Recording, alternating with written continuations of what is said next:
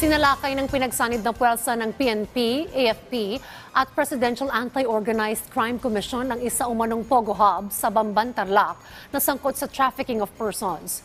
Bitbit nila ang search warrant laban sa mga opisyal ng Zone Yuan Technology Incorporated dahil sa mga kasong human trafficking at serious illegal detention. Nag-ugat ang reklamo mula sa isang Vietnamese na nakatakas umano sa pasilidad noong nakaraang buwan. Aabot sa mahigit 200 Pilipino ang nasagip sa operasyon. Kabilang pa ang mahigit 100 na dayuhang Chinese, 58 Vietnamese at habang mayroon ding mga Taiwanese at Rwandan. Patuloy naman ang accounting sa mga biktima at mga na-recover na gadgets sa Pogo Hub.